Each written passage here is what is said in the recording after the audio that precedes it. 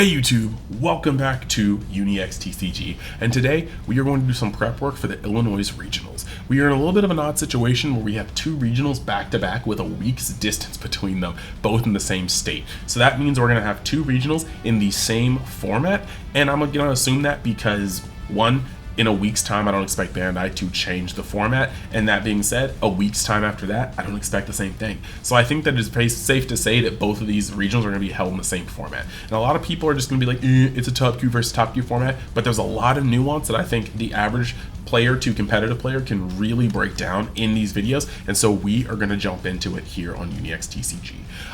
Past that, I do want to say that if you want a more in-depth version, either today or tomorrow, we will have a Patreon article down. So for all you guys that have stayed patient as my little week-long break, I will be cooking back on there again. And for you guys that have taken a break from the Patreon, now's a great time to jump in. We are also giving away code cards tomorrow as a drawing for everybody that's commented and let me know they want to join on that particular post. So look out for that. Now, the last thing I'm going to say is let's get this video up to 100 likes because I know you can. And if you really want to support the brand, go in the description, check out my Dragon Ball Gaming channel, and give that bad boy a subscribe because we're building that next. And let's hop in to the content.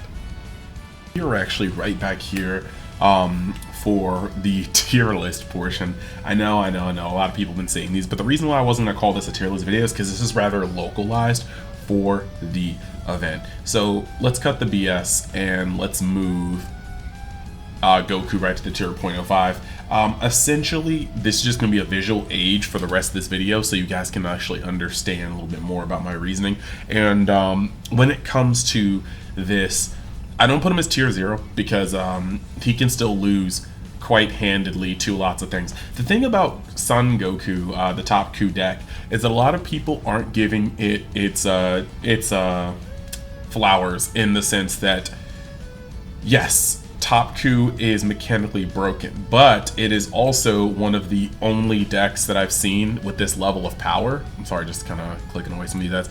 The only deck I've seen with this level of power that just doesn't allow you to build it out of the box and keep playing. Like, a lot of people just assume that you can just sleeve top coup and start winning, but those same people probably would not understand the nuances of the mirror match. Top coup is not a deck where you can just sleeve it up, play it, and then expect to come through at a just huge W capacity. Top Q has a lot of things that need to be studied. The mirror match is incredibly nuanced, and that is going to allow you to outskill your opponent in a lot of ways. Is top Q broken? Yes. Is the mirror match actually going to come down to who's had more practice and play with the deck and understands the ins and outs of the matchup? Almost always, actually. So with that being said, it's tier 0.5, and ironically, you're going to find that a lot of your easiest wins when it comes to your day as a top Q player will be top Q players that don't understand how to play the deck. Then when you go forward, right, like I said, the reason why this deck is really here, actually, you know what, that's a whole different part of the video. We're gonna move on to the tiers. I've got Beerus sitting at tier 1, right? Beerus can have a pretty competitive matchup into top Q, though I will say, once again, there is a heavy difference between a top Q player who's jamming the deck and a top Q player who understands what to do here. And this is the main reason why I'm going to put Beerus in tier 1. Very, very strong deck, packed with heavy removal, backed by Kefla. Beerus plus, 3-drop Gohan is just going to be a massive removal combo, so that's pretty cool. Tier 1.5 is really, for me, going to belong to the blue decks. Essentially, a blue deck has the ability to use things like 3-cost Vegito to bottom deck powerful 2-drops and 1-drops, such as Hit, such as Roshi. They have the Zamasu, who not only can bottom deck Roshis and Whis, but is also a very good card because it's a 10k in general. You're going to be able to get some good combo value out of it as well.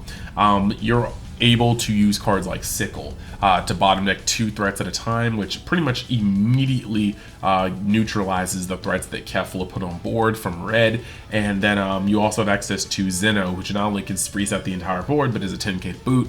You have a lot of good cards for the format.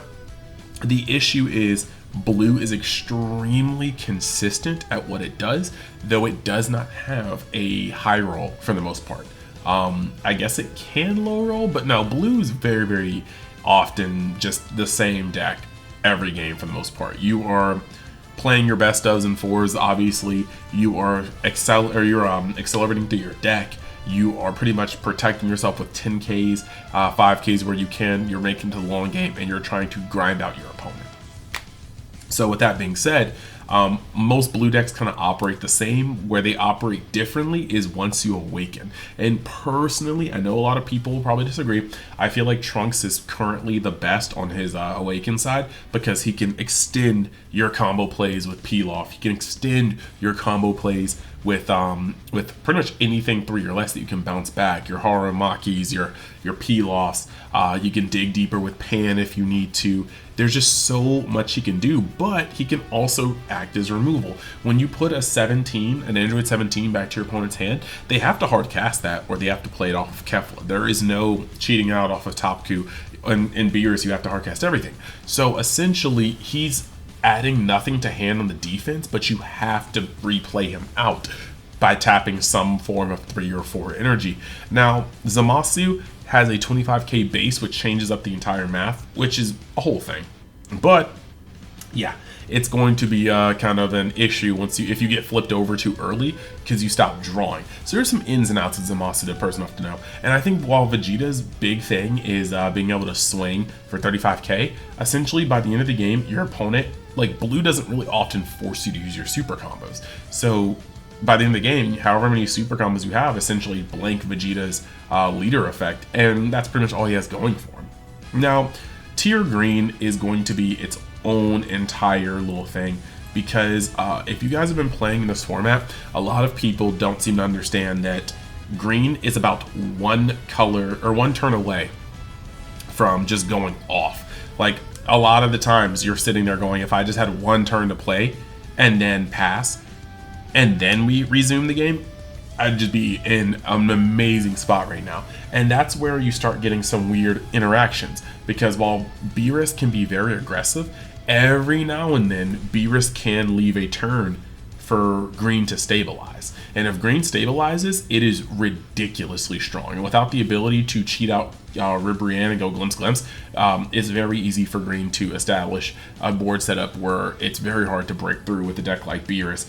If Beerus for some reason just bricks or is a little slow, there's a lot of like room for it. Now, when you look at the blue matchup, yeah, green just feeds upon it. And so if you're a green deck and you just face enough anti-red blue, you're going to probably have a field day and get some wins that, you know, you weren't expecting to get in a top coup heavy format. And then you have tier everything else, which literally does include everything else, but I'm just going to put yellow here because realistically, yellow can play against blue. Yellow, actually, if they're running the Vegeta, has a pretty interesting matchup versus green. And then you have the red matchups, which should dominate it, but yellow has always had the high roll potential to just go crazy. So this is pretty much this. And now we're going to dive even deeper into this. And yeah, realistically, if you want to see this, like I said before, you can always go to a deeper version of my Patreon. If it's not up by today, it should be up by tomorrow, but it'll be a deeper look into this where I give you a more competitive lens on it and we go even deeper than where we are here. So when it comes to this, I'm just going to say why Top Coup, right?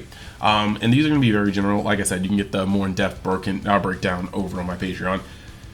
If you are running Top Coup realistically does it all. He can be a hyper-aggressive deck by awakening super early and then punching in with cheated in cards.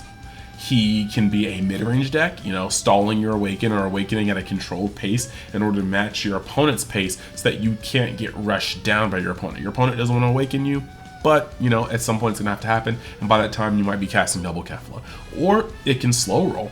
You don't really need to overextend too much. If you play 117 and keep it upright, you can literally just swing for neutral and awakened leader with your unawakened leader. And if they attack you, once again, you're getting closer to your awakening. So Top Coup can do it all, and that is the reason why I think he is a cut above the rest. He can play in all stages of the game, And that's not what we really want to see from a deck in terms of balance. Now, why playing Beerus, right? Beerus is very interesting because if you follow me, Beerus is like he is the red version of green in the sense that you want to rush green down, right? Because you don't want green to get to the late game. However, if you're thinking about, oh yeah, I want to deny green cards, you can't do that because green will just charge and ramp, and if you don't put the pressure on them, they will eventually get to a point where bang, they are rough. The thing I'll say here before leaving the rest for the Patreon is that Beerus is a deck where if you don't rush it down too fast, it becomes the control deck in red that it needs to be. The Beerus does its best work when it has 4, 5, 6 energy and is able to press you with these Kefla plays and to Gohan with the leader effect, when it's able to hit you with, leader effect on your biggest card, 5-drop Beerus, blow up your entire board, things like that. But if you do rush Beerus down, it has a safety net. It's leader effect. If you rush Beerus down and it awakens on turn 3, Beerus can still play something like 3-drop Gohan, -10 to everything if you wanted to, and then use the leader effect to minus something by 20, getting it off the board, and then swing a 20k at a 10k and a 20k at a 15k and force you to come out of hand for it. Beerus on 3 energy can just play 3-drop Gohan, -10 something, attack something else with Gohan, -15 that same thing, and just removal without even swinging its direction, and then you still have the Beerus attack to go neutral something, try to force something out of hand. Beerus has a very, very good catch-all net, and therefore a lot of players are going to mismanage your life. They're going to try to rush you down and then fall into the trap of giving you all the cards in hand without actually having you to use your awakening cards. And of course, you can defend yourself appropriately when you feel you need to control your awakening to hopefully arrive at an awakening turn right about 4 energy, perfect time for Kefla. Then on top of that, if they let you stay around for too long, you'll just hit them with crits, awaken at your own pace, because there's so many self-awakeners in red, and then you'll be able to start controlling the match. Then you've got why blue, right? I talked about that a fair amount, and so there's not really too much to leave here. But again, blue has a lot of 10Ks that do functional effects on the board to make sure that you can remove things, stay alive. They have great management of the board, they have full resets, and they have recyclable cards that allow you to grind out the game. So that is pretty much why we're going to sit on that. Blue gives you a very, very, very nice suite of cards to use against red. But again, blue, I keep saying green, blue has no high roll and generally not really even a low roll. So you do have options about that. Now, we have to talk about why you might not want to play blue, because this isn't just glazing everything in this format. There are reasons we have to talk about why you wouldn't want to play blue. But first, a word from our sponsors. All right, y'all, taking a quick moment to shout out the sponsors for this video. First up is Mystic TCG, a store based in Missouri that sells all sorts of TCG product, even more than what you see featured here on this page. They also buy singles, collections, and prize cards, so make sure you actually catch them out in their store in Missouri at an event, or even on their Facebook, just to be able to see the events here, but also ask them what they're up to and what they're looking for in terms of vending. You can also use the code UNIXTCG to get discounts off your pre-orders as well as orders, so make sure you get your TCG product while it's hot.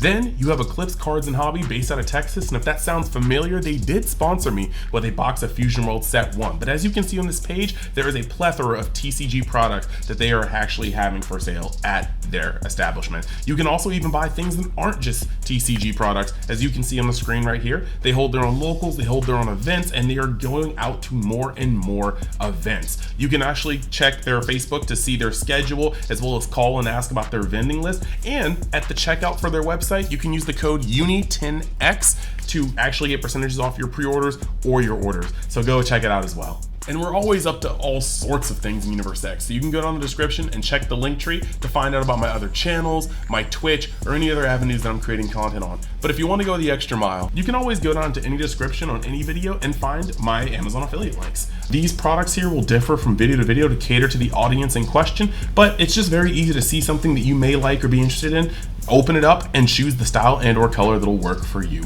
All proceeds will give kickbacks to the channel, so there'll be some direct support, and I'll always appreciate the help from you guys. So with that being said, let's get back to the video. So we are back on to why not to potentially use wow, I did it again, blue in the Illinois regionals. And the only issue is that, like I said, blue has no real high roll potential, nor does it have like a low roll potential. Blue is solid consistent, but what this means is that blue is particularly weak to when a deck performs outside of its normal parameters.